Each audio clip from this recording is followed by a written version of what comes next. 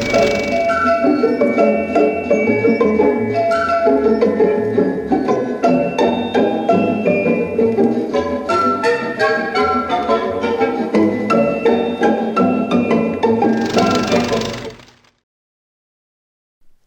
was a huge Joy Division fan. I was obsessed with Ian Curtis, and I remember like needing to see this movie. It holds up so well. It's such a beautiful biopic. It captures the energy of the band, and also I think like the sadness and the journey, and how kind of the story of getting everything you ever want sometimes isn't everything, you know? Yeah.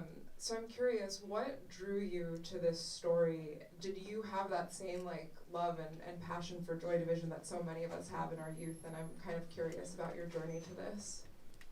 Yeah, thank you. I was very much in love with Joy Division, with the music, and it made me move to England. So I lived in Amsterdam, not Amsterdam, The Hague, I think. But I moved anyway from Holland to England in October '79, and 12 days later I saw Joy Division play in London, and I worked my way backstage and pretended to be an important photographer from Holland. And they agreed to do a photo with me the next morning. This was a Sunday morning, and I was so new to London, so I didn't speak English proper, and I only knew the metro station next to my flat. So we went to Lancaster Gate, and I took a photograph of them, and they liked that picture, and then they asked me to come to Manchester to do more pictures, and then Ian died after that, very soon after that. So I was emotionally involved in that sense, and when this story came around, I'd done a lot of videos, and my videos usually it's not so much performance, but it's more a story from A to B. And a lot of my friends said, "Well, you should make movies," and I never saw myself making a movie because I couldn't see myself doing that. I know nothing about filmmaking, and I was also quite shy, so I couldn't see myself being in charge of so many people. But when this story, I had many scripts over the years, and I never thought I was the guy. When the story came around of this, David Curtis's story, I felt, well, if I ever make a film, maybe this is the one, because emotionally, I'm probably more invested than most good directors. So, I tried it. Yeah. And we were so lucky with the cast. It's just a fantastic cast. The actors playing the band, they play for real, so it's not playback. They actually play the song. That of course you can't do if you have Pink Floyd. But the songs were very simple, but very well put together. Were very simple, so they could learn it. But still, the band actually persuaded me that they should be playing for real, and I'm so glad they did. Yeah, there's like a beautiful pacing and rhythm to this. And I know that you worked as a photographer before you started making music videos, but obviously your love of music is clear through your work. And I'm wondering what it was like to move from the music video realm into a narrative film, but still using like music as the basis, right? Like the pacing, the editing, the way that it's moving, the lyricism almost like of the camera movements. It's almost present like an extra character in the film.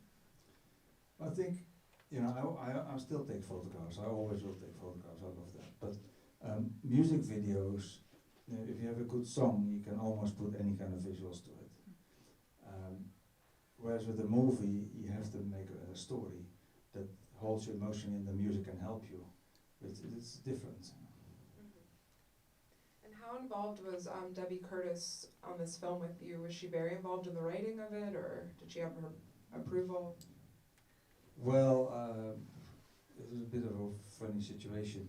I ended up spending my own money making the film, and without knowing, there were two producers who had given her, without telling me, final cut of the film, and that pissed pissed me off no end, and Yeah, of course.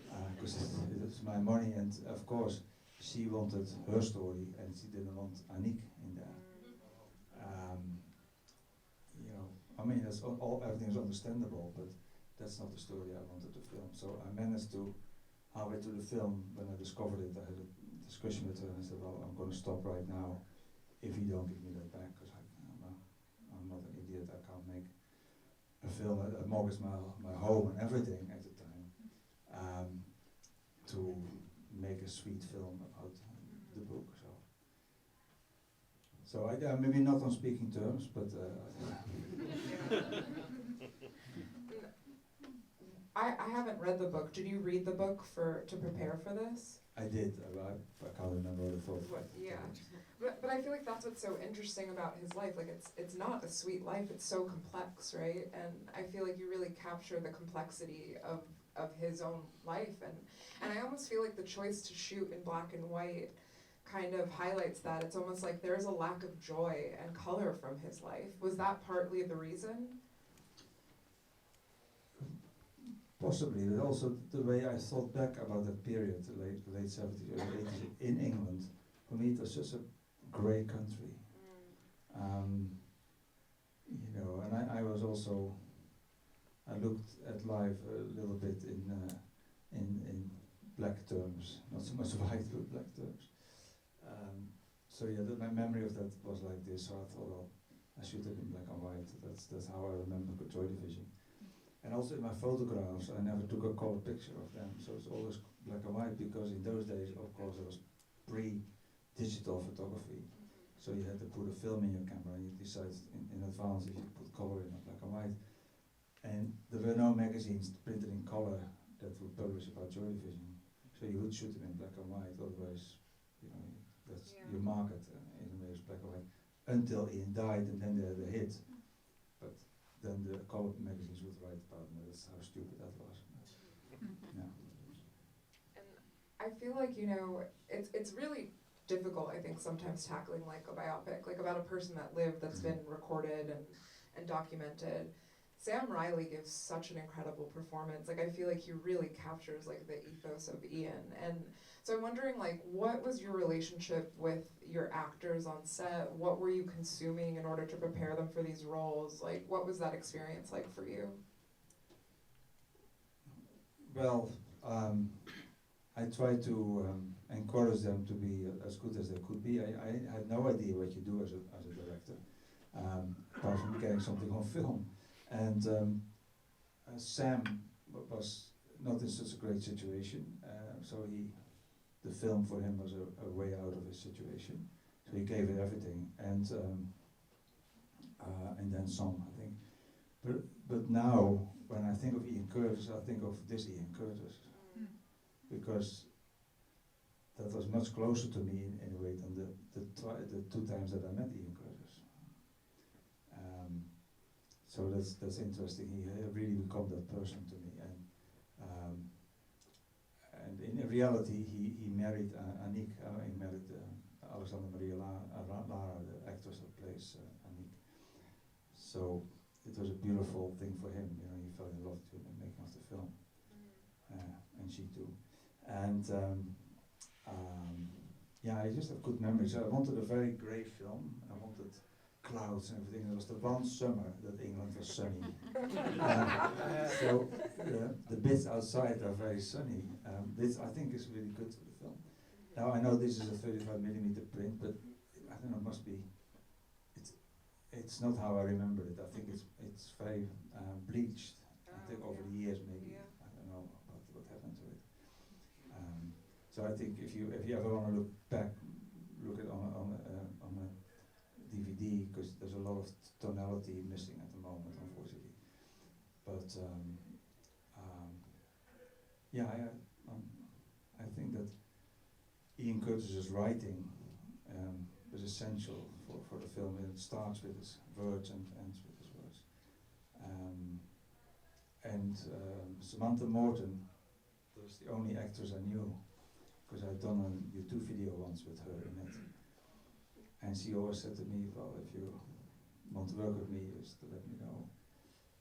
So she was the first one I called, of course, when I was going to do this film, and that it helped enormous to get people on board. And she was in there, and she's phenomenal. You know, that scene, the end scene where she finds him, that was shot on the second day of the film. So she didn't have any of that backstory; it was all in her mind. Yeah, it's incredible performances, and it's so interesting that this is your directorial debut. Really, like you know, you were doing music videos, and then I was about 80. yeah, right. I was an old guy. But then you've gone on to make such incredible films, and I wonder, like, was there something that you learned on the set of Control that you've taken into your other work, or like just a great lesson that has been imparted on you? I wish I learned so much, but I think I took a confidence. You know, that's maybe the one thing I got out of the movie, a bit of confidence in my own ideas. And yeah, I desired to make things. So after this film, I made The American. This is a very different kind of film because, I mean, this film was very successful. Not for me financially, but it was a successful film. And I got all these offers, you know, Kurt Cobain, Marvin Gaye, Jeff Buckley, every musician had passed away. So and I thought, okay, this is a death trap. I need to, literally, yeah, I need to find something very different to see if I actually can make a film. You know, it was not just luck, and because I was so emotionally involved. So that's where The American came from. Yeah, and could you speak a little bit about your creative process maybe now? Like, I know that you're working a lot all the time. We talked about how you don't have enough time to see movies, so I'm just wondering, like, kind of what your creative process today looks like.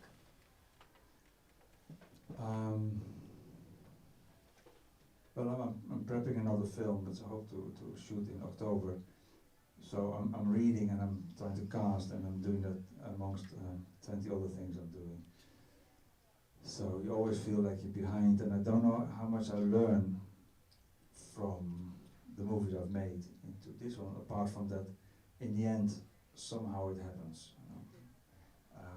It's a miracle movies actually happen. There's so much that can go wrong. And with this movie, apart from financially for me, the film itself, we were very lucky to get it all going. And have the right people, and it was made for less than £3 million. But And shot on film, right?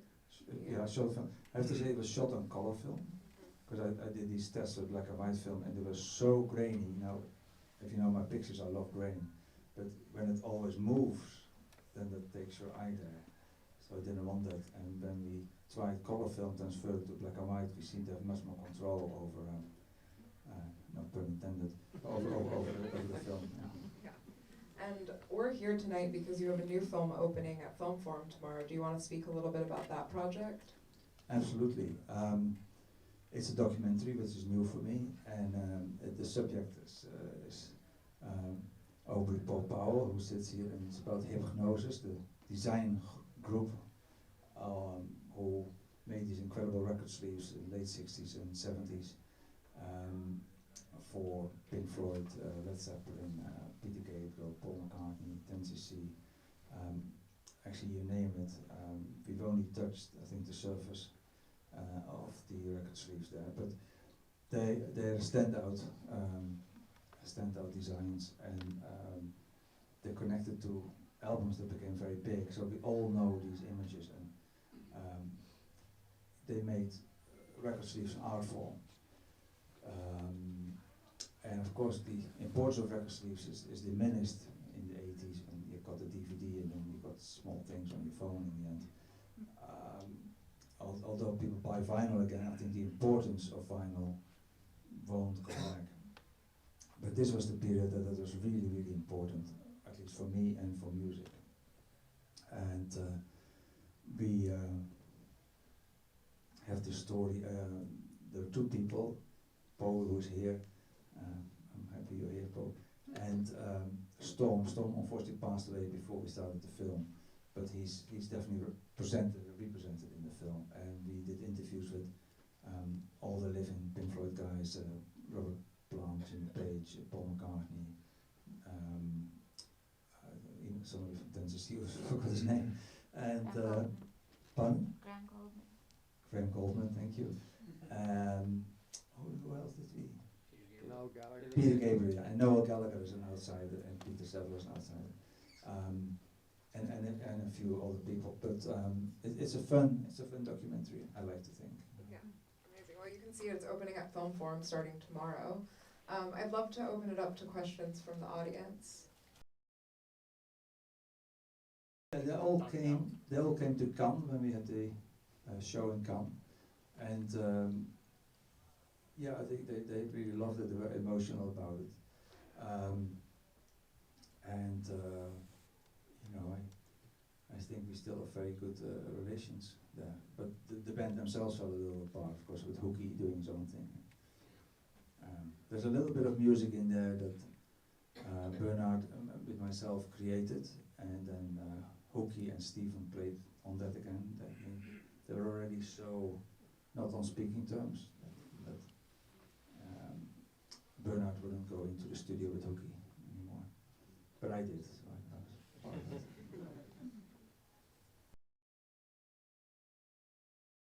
Well, you know, people are what they are, so I have no conditions when I photograph somebody, obviously. I'm interested in the person, if however they behave. Yeah, Bono is a larger-than-life kind of person, but he's also a big fan of Ian Curtis, and quite rightly so. There's a beautiful delivery that Curtis had, and the dance that the actor does in the film, that was really based on how Ian Curtis moved. It was a crazy kind of move. But I kept, with the casting, I kept asking him to do it again and again. I wanted to make sure he could move like that. I don't think I think about if a person is larger than life. I have tunnel vision, I think, when I start on something, and just make the best of what I have in front of me.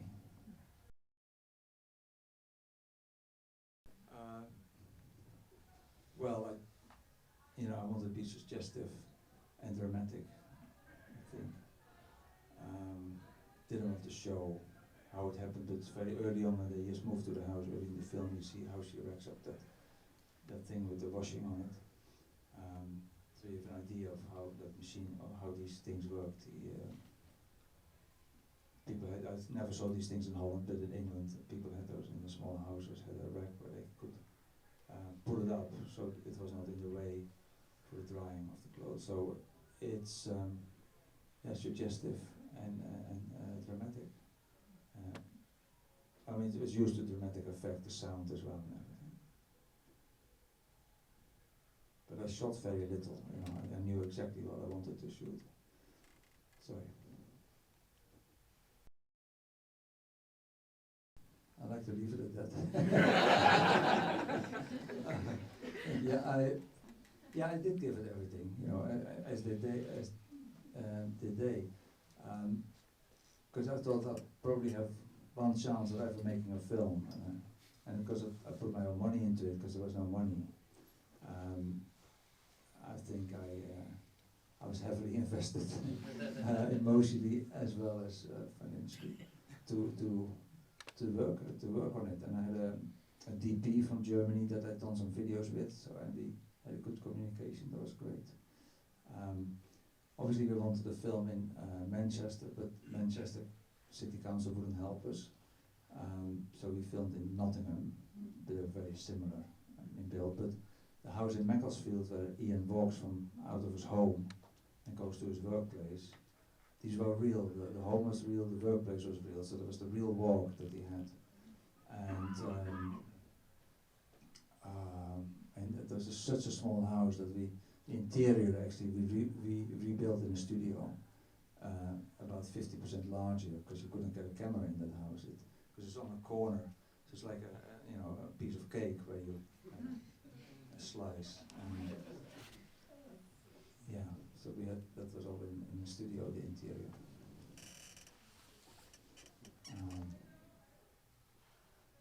Okay, sorry, I want to say something significant and I can't hear it. I would love if you made more music films, please. Nobody's as good as you. Yeah, I think that, you know, filmmaking should be an adventure. Even if you fail, it should be an adventure. And I think if I make a music film, that won't be such an adventure for me. Thank you so much for sharing your work with us tonight. Thank you. Thank you for having me.